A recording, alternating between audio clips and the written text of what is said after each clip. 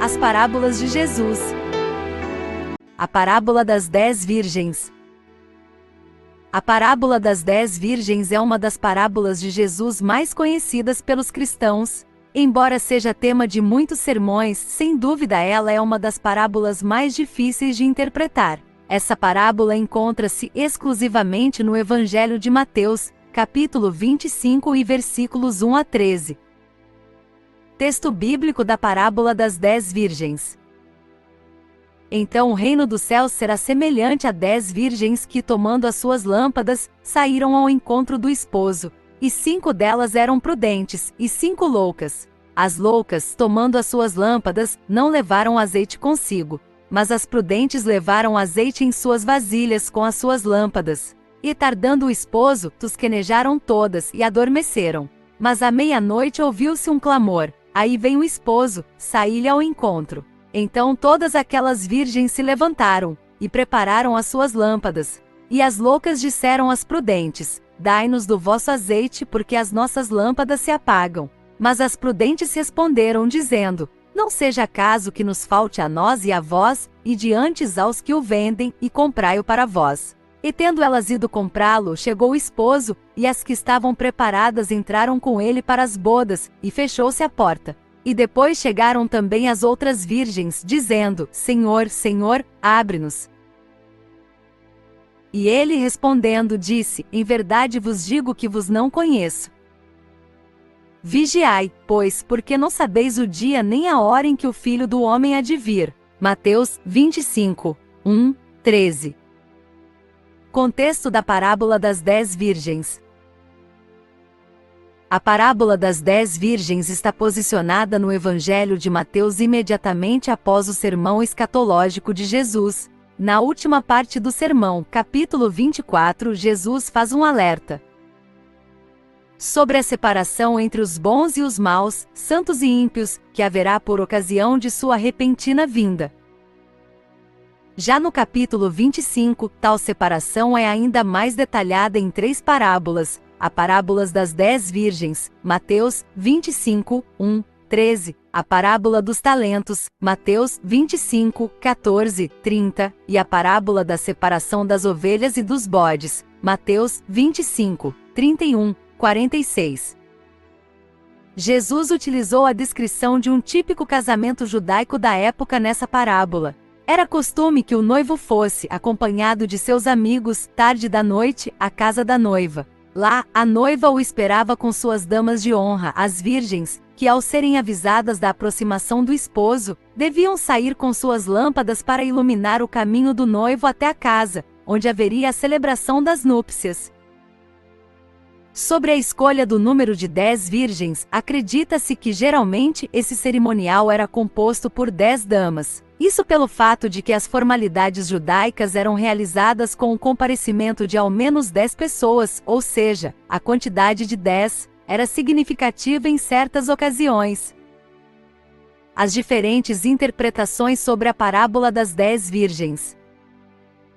Ao longo dos anos, grandes teólogos aplicaram interpretações diferentes sobre a parábola das 10 virgens. Todos concordam que o noivo é Cristo. Sobre o direcionamento da parábola, alguns defendem que ela se aplica exclusivamente aos judeus, enquanto outros acreditam que ela se refira a todos os que professam a fé cristã, verdadeiros e nominais.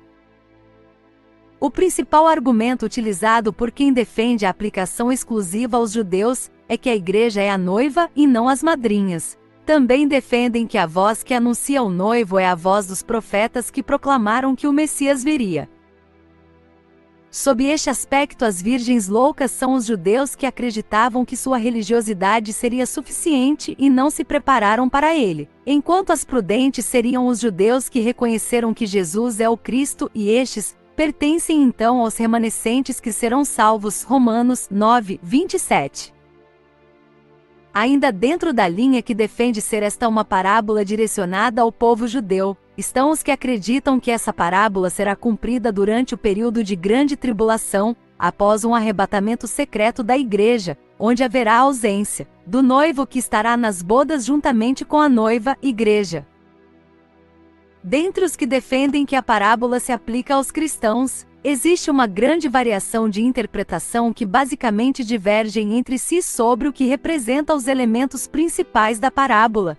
Por exemplo, alguns acreditam que as virgens loucas são verdadeiros cristãos que perdem a salvação pela apostasia, enquanto outros defendem que não se trata de cristãos verdadeiros, mas de crentes nominais.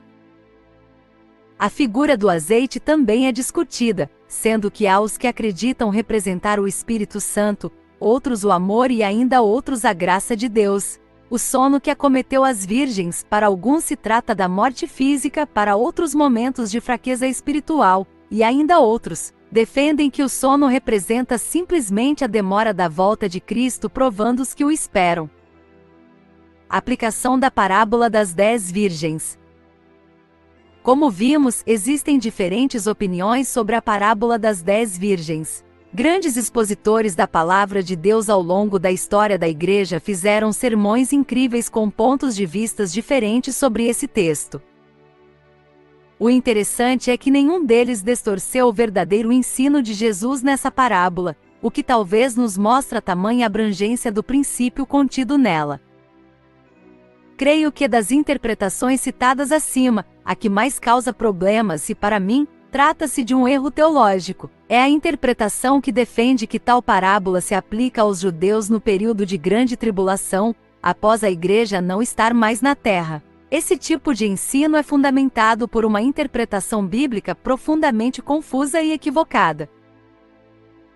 Embora seja possível nessa parábola fazer alguns paralelos com os judeus em relação à primeira vinda de Cristo na terra, penso que se considerarmos o capítulo anterior, capítulo 24, e naturalmente percebermos a continuação dos ensinos apresentados nele ainda na composição do capítulo 25, será impossível não aplicá-la sob as verdades do dia do juízo de Deus, da separação entre os bons e os maus, dos cristãos verdadeiros e dos hipócritas.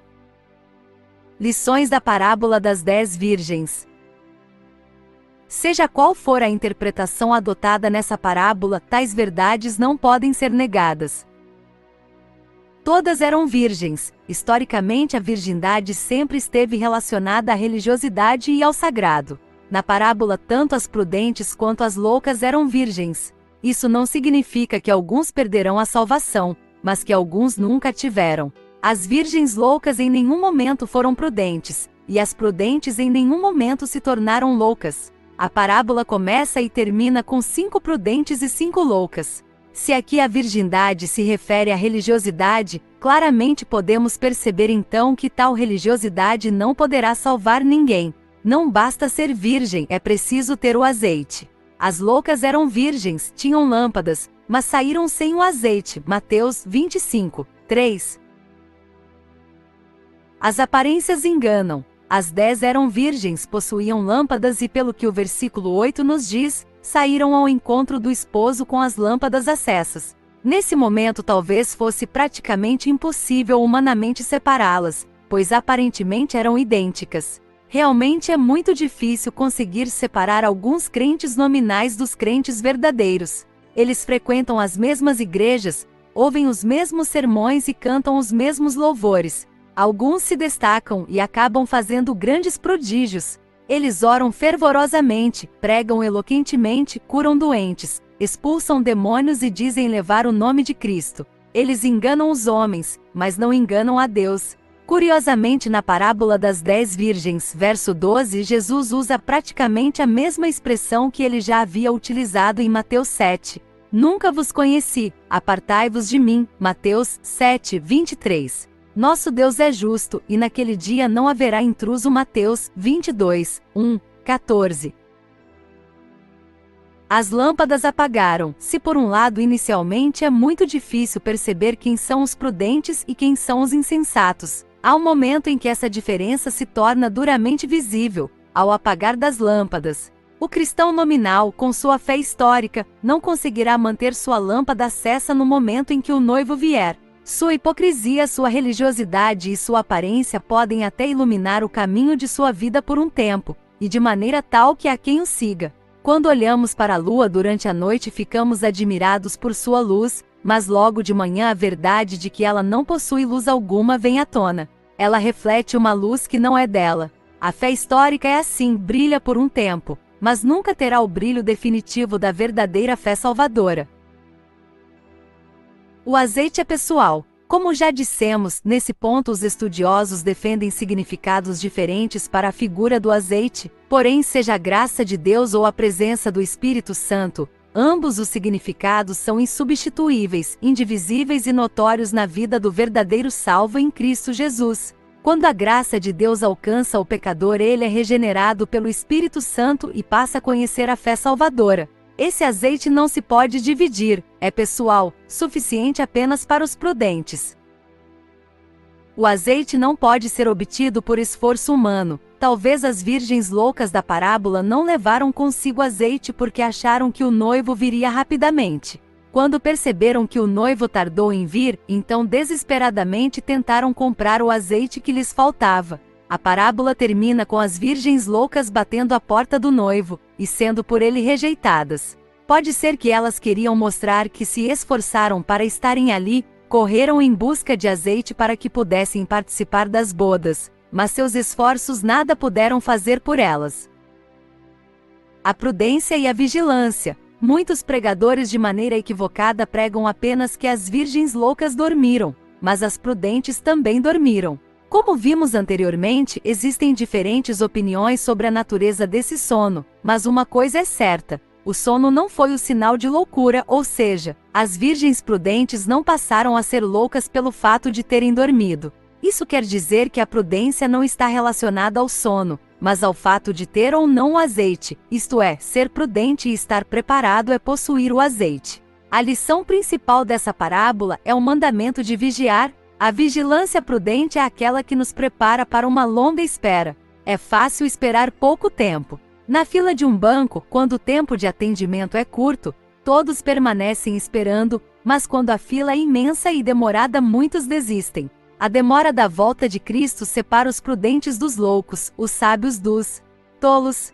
Precisamos ser zelosos todo o tempo de nossas vidas. O zelo temporário pela volta de Cristo não serve para nada. Precisamos estar prontos, e isso pode significar uma longa espera. Algumas pessoas acham que vigiar é esperar pela volta de Cristo a qualquer momento. Verdade, vigiar é estar preparado para a volta dele a todo tempo. Isso até parece ser a mesma coisa, mas acredite, não é. Essa parábola nos ensina tal diferença. As virgens nécias esperaram o noivo a qualquer momento, mas apenas as prudentes esperaram a todo tempo. Elas tinham o azeite. Elas estavam preparadas para uma longa espera, elas vigiaram. Para concluir, nada melhor do que as próprias palavras de Jesus.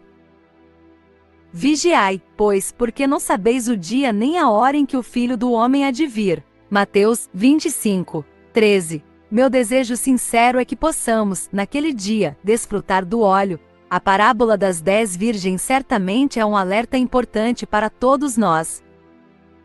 Obrigado por assistir, até o próximo vídeo.